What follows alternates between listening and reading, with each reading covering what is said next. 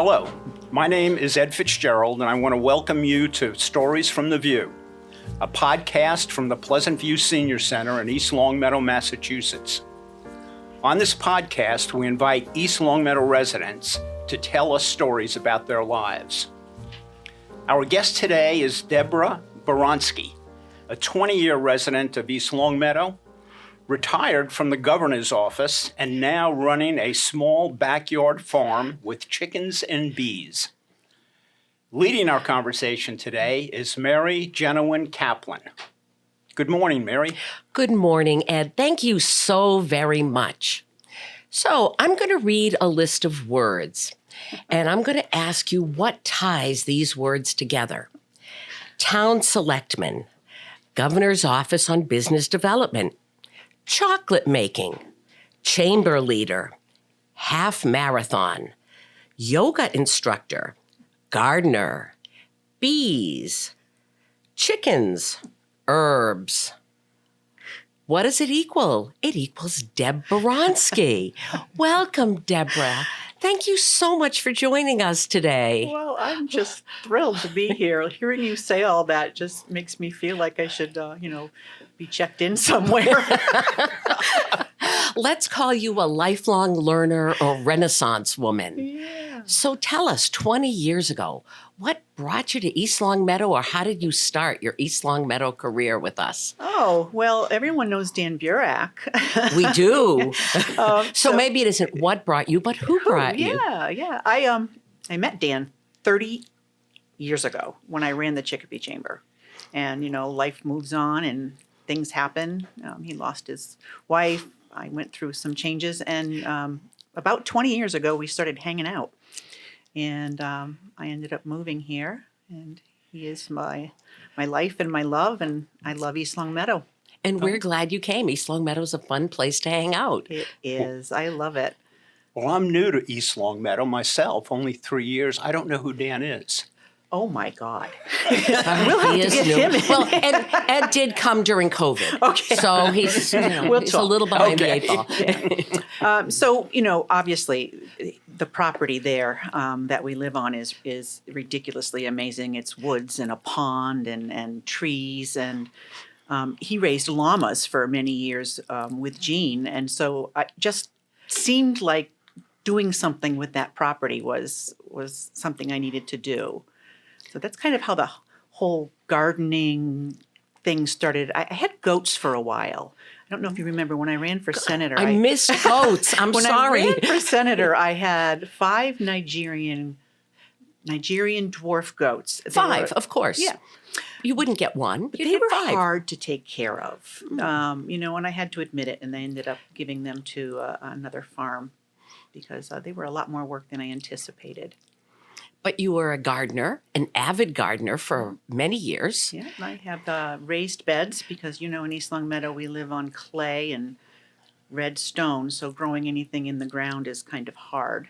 But I have 12 raised beds, and I grow not only vegetables but medicinal herbs because after I became a yoga instructor, I became interested in Ayurvedic healthcare, which is... Could you say that again? Slowly? Ayurvedic healthcare. It's a 5,000-year-old health system that really is all about holistic living and clean eating, clean living, and so on. So I went to the California College of Ayurvedic Medicine and online for a year and a half and learned all about herbs and their medicinal actions and what you can do with making lotions and salves and syrups. So I started growing more medicinal herbs, which is then why I ended up with bees, because you can use the raw honey to do a lot of the medicinal herb preparation, but the bees also, the honeybees also help me grow my garden because they do all the pollinating. And so I've had bees, been around bees my whole life, don't know anything about bees. How did you learn about bees? Actually, Dan's cousin Anne was raising them on the rooftop in her city apartment. And she said, you should get into bees because she knew of everything else that I was doing. And I said, okay. Okay. Okay, why not? There's actually a thing called bee school. You went to bee I school. went to bee school, and there's a great group of people that meet every month, and they all, there are a lot of people raise bees, more than you know. So I went to bee school. I learned about it, and I have a mentor from Longmeadow that helps me, and you just learn as you go. I learned you don't go to the hive without all your uniform on because you will get stung. They don't Good to know. sleep in the winter. I decided I'd go over there and do a little this and that when it was cold, and they decided it wasn't smart of me, and I got stung on the lip, the neck, but I'll never do that again. That's how we learn. That's how we learn. Yeah, respect them. So you're kind of, I thought I was heading in one path, and I was going to say this is very different from your profession. Yeah. However, I'm hearing that maybe these two paths are coming together because you've done a lot of learning and you're a little bit of an entrepreneur now with your selling of the eggs from the chickens, and you're it's become a whole different sort of passion for you. It has, and you're right. I mean, working for the chambers of commerce, running a business association, working with businesses. That was a wonderful experience for me with Chicopee, then Springfield, and then I started the Massachusetts Chamber of Commerce. But that's all entrepreneurial in marketing. If you think about it, you have to be creative. You have to know how to put on events and put things together and work with people.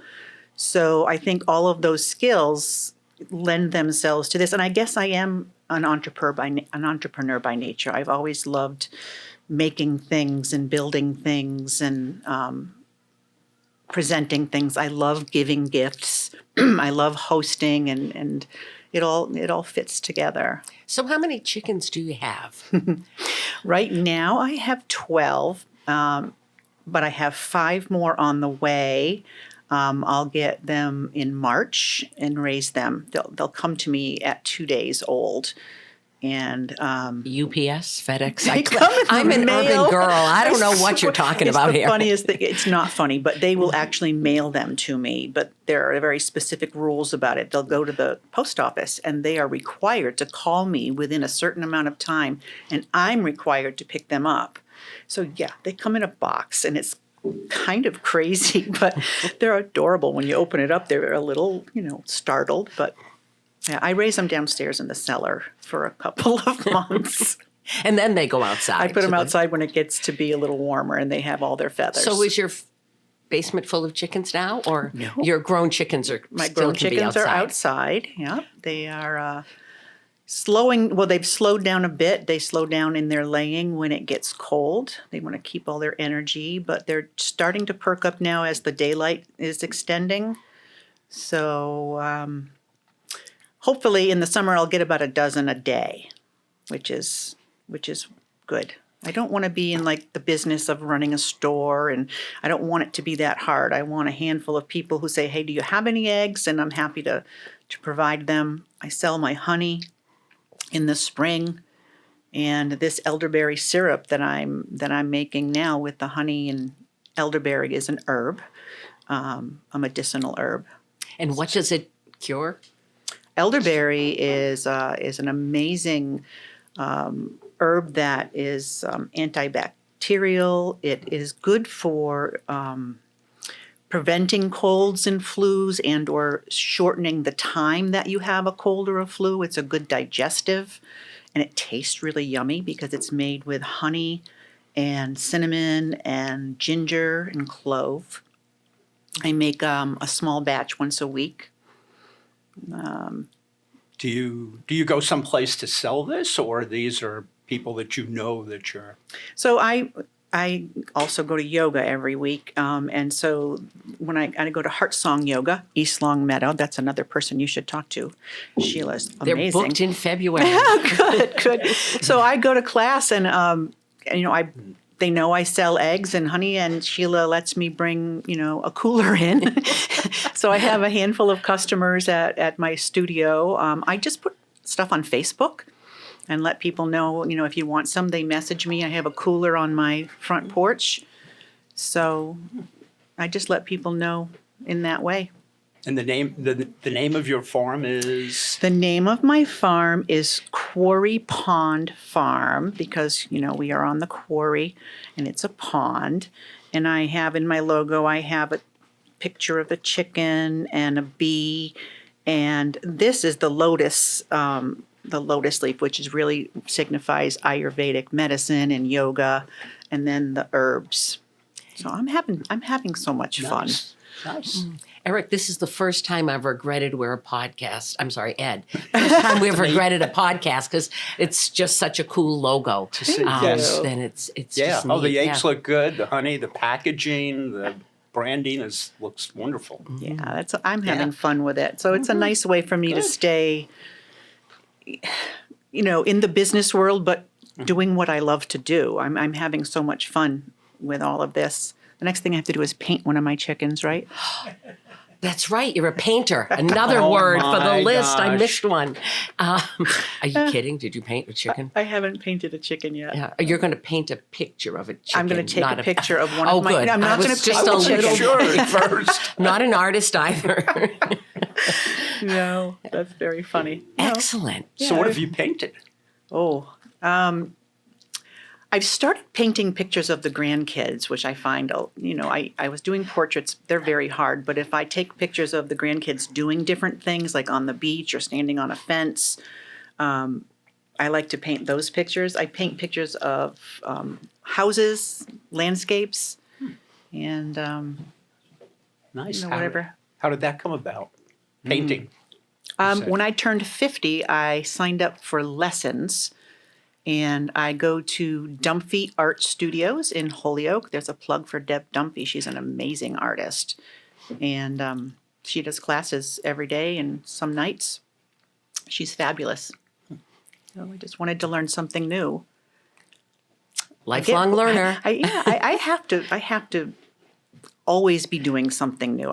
It's not that I get bored, or maybe I do. So I paint, and then I don't paint for a while, but then I'll knit, and Knit. and then I won't knit. Years ago, I played the guitar. I haven't played that in years, but it's still there. Who knows? Maybe I'll take it up. I just like to have a lot of things to do. I learned how to make sourdough bread over the COVID crisis. So I make that sometimes, but then I eat it, and Which then is there's not the whole a diet bad thing. You wind conversation. up eating it, right? Yeah. So tell us about this honey. This isn't just any honey that you have with us today. No. So, so last year was my first year in beekeeping. And the thing that you learn, obviously, is that, the bees need honey to live. So you don't want to take honey away. They are natural hoarders. So they'll continue to make honey as long as the pollen and the nectar is available. So, there's a formula you look at as far as how much honey they need to have to get through the winter. And beyond that, you're allowed to take some. So I only took a little last year because they didn't have a lot of honey, and I didn't want to be selfish. So this is honey left over from last year, and I decided to make it into hot honey. I saw hot honey at the Big Y. I said, "Ooh, what's that?" They infuse it, so I infuse it with chili peppers. So you take the honey and you don't boil it because that's not, but you simmer it with the chili peppers and you let it steep and steep and steep, and then you drain it, and it is unbelievable. So that's what this is. But I also just sell the honey regular when it's available. I will tell you that we have a property in Otis, and we have maple syrup. Of course, maple syrup. There you go. Add to the Add it list. to the list. So, so we're probably going to add that. Why not, right? Because Sure. maple syrup is a natural. To the honey or to your to my your repertoire. Yeah. the buffet to of the many. buffet. Yeah. items. Yeah. So tell us about an herb. Just one, because this is all new to me. I don't want you to confuse me. So one medicinal herb that Okay. Well, I'll actually easy. That's like easy. So herb I'll for tell dummies. you herbs for dummies. Well, I'll tell you about the calendula is a flower. It's kind of like in the marigold family, and it's not a perennial. So you have to grow it from seed every year, and I grow it in my garden. The flowers, you dry them, and they are amazing for reproduction of skin and for taking care of your skin. So you can use it in a regular skincare routine, but it's good for diaper rash. It's cancer patients use it on their skin, that's been burned, or it's wonderful for scars. It is an antibacterial. It is an antiseptic. So it has a lot of different properties in it. I steep my calendula flowers with grapeseed oil. So grapeseed oil is the lightest oil that you can get. So if I'm going to put it on my face, it blends in very nicely, and it's cosmetic grade. I do buy the grapeseed oil from an herbal company. And you steep it, and like I have a big jar right now of it steeping in my cabinet, and then you drain it or sieve it and use it. It's a wonderful soft. You should try it. It's wonderful and soft and smooth. It's oil, but it just blends right in. You just put a little squirt on your hand. That's a new bottle. There you And go. it's now being tried. I'll take some. Yeah, just like this, and it's just so nice and Oh, it soft. is. It's Yeah. very Now, if I wanted to be smooth and fancy, rich. I could put some, lavender oil, I'm not that fancy though. But It smells good. yeah, so it's a flower that most people would say, oh, that's a nice flower, but it has medicinal properties. I'll tell you, some of the cancer drugs out there still use some of the medicinal original herbs that are out there. Burdock root, for example, is really good for your joints and your muscles, and burdock root is actually originally part of some of the original cancer medicines, and it's still part of what they do. So it started with herbs, and we've taken it to a whole nother level, obviously, with the pharmaceutical industry, but it all started with plants. You must really rock it in Trivial Pursuit. And you have a wide-ranging knowledge of things. That's funny. I don't know any of the actors in any of the television that's shows. I true. don't know any of the people singing any of the songs. So, But you know about all these cool herbs and hot honey and Yeah. other sort of things. yeah, I really enjoy it. I was just wondering, with the bees and the chickens, do you ever have any concern about critters? Have you ever, while going after them? So yeah, and we're on a big giant wooded ponded area. A lot of people with the bees will put fences around them because bears will come, but I haven't done that yet. I think where I have them located next to the pond with all of the woods around it, I'm feeling pretty safe about the hives not being bothered. My garden and my chickens have a fortress around them. I dig down and put mesh wire and then stones, and nothing can get in. I can barely get in. So nothing will get them. Good. Yes. Nothing will get them. So I'm curious as to the governor's office. What was it that you did there? How long do we have? No.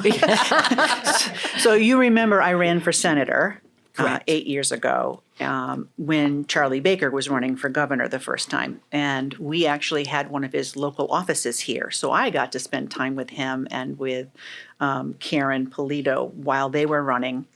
I did not win that race, but the governor decided that, I should still be involved. And he gave me the most wonderful opportunity to run the Western Mass Office of Business Development. So I was able to take all my business experience and knowledge of the businesses and put it to use. I was in charge of Worcester West, and Which is a lot of land. a lot of driving. I loved it. And basically, it was a tax incentive program for businesses who were expanding.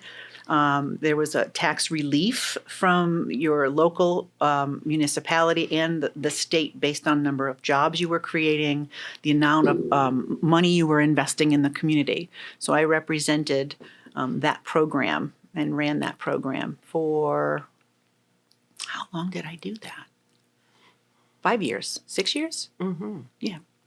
Now, that was a little while ago. Can you tell us, were there any businesses you worked with that still might be around that we might recognize the names of, or is that like a HIPAA violation? You might be angry with me about this one because there was there's a good business here in East Long Meadow who he simply outgrew his ability to run and operate in the facility that he was in, and he relocated to Springfield. Now, we don't want to be happy about that, I guess, in East Long Meadow, but at least he didn't move to Connecticut or Tennessee, Arkansas. or, yeah. You know, and I won't say the name of the business, just out of respect for their privacy. But they were a manufacturer. They provided a lot of jobs for entry-level people. They offered insurance to those folks and English language lessons. They were an amazing company. And finding them a home where they can continue to grow and offer that and give them an incentive to be in Springfield. So you have to work with the mayor and their folks. It was a very successful move for them. And again, we want to keep everyone in East Long Meadow, but we want to keep everyone in Massachusetts as well. So that would be the number one thing. Well, as much as I love East Long Meadow, I always also know that the boundaries are lines on a map. Yes, and we are all really Yep. part of the same community, ultimately. So Springfield's okay, as you Yes, say. Springfield is good. We did work with J. Pollock when they expanded their facility in Chicopee, U.S. Subaki, and Ware. I mean, just lots and lots and lots of different companies. I had people buying old mill buildings and getting tax incentives to renovate those and bring them up to speed and create jobs. There's a lot of interesting stuff in the Berkshires, a lot of small businesses that, just a little bit of a tax break meant all the difference in the world. This small business is growing the barley that's being sold to this small business who's making the beer that's sold to this small business who's, doing this thing. So they all, supported each other. It was really So wonderful. most of those businesses would have been farm related Yes, in the Berkshires? a lot of agricultural and farm-related businesses out there. And then around here, manufacturing. For the most part, yeah. A lot of retail, and we didn't do much with retail because that was a whole different ball of wax, so to speak. It was primarily manufacturing jobs that we were trying to promote. But food production is manufacturing. If you take something and make something else out of it, then you are a manufacturer. So you're originally from where? my family is from Ware. Where? Where? Yes. They still live there, most of them.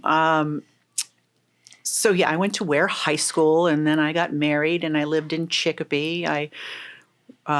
I worked for Sunshine Village for 10 years, finding jobs for people with disabilities. And it was because of my work at Sunshine Village, I became involved with the Chicopee Chamber of Commerce, because that's what you do. When you're a business, you get involved with the chamber. And that's how I ended up getting the job as the president of the Chicopee Chamber, which is where I met Dan Burek. But I think that brings a really important lesson that you never know where you're going to end up. Yep. And one thing can lead to another, and you can build skills, which clearly you have done. Yeah. I think follow your heart, do what you love, and it presents itself, Yeah. I mean, who knew? I went from, stilettos and suits to boots, from suits to boots, I like that. Yeah, I love it. And I'm going to guess, as you said, you enjoy making things, I do. that you do some hands-on work on your property now because things happen when you're... They do. A full hive of honey is 60 pounds. So I have to lift the 60-pound box off of, and move those around. Bringing water out to the chickens, and, you buy 50-pound bags of feed and you have to put those here and there. But Dan bought me an electric cart this year, so it runs on batteries. And romantic. Oh my God, what every woman wants. It's the best thing ever because, I like to move our redstone around and do the landscaping too, and it's hard to pull something that's got 200 pounds in it. But now I can just, push a button. It's awesome. So your landscape is pastoral and agricultural, and is the inside of your house like a mad scientist lab with all these potions and lotions? Whoops. Yeah. That's okay. Right now I'm setting up, when we get back, we take a nice little vacation in February, and then the beginning of March is when I start planting all my seeds to get them ready to be put in the garden. So I'm setting up, and it's in the house. It just is. That's the way it is. So I have, the lights and the grow lights and all the different things. So I'm getting that set up so that I can start growing my annual seeds because, perennials will come back, but I need to start growing my seeds now so that in 8 weeks from then, you can put it in the garden. Then I'll put all that away. Absolutely. And on to your next phase of whatever. Who knows? Absolutely. Yeah. Absolutely. Is there anything else you want to tell us? Any stories, any whatever? I will say when COVID hit, I expanded my boundaries by doing Sudoku. You clearly have taken on larger tasks with all these wonderful interests you have. Yeah. And it's just so cool.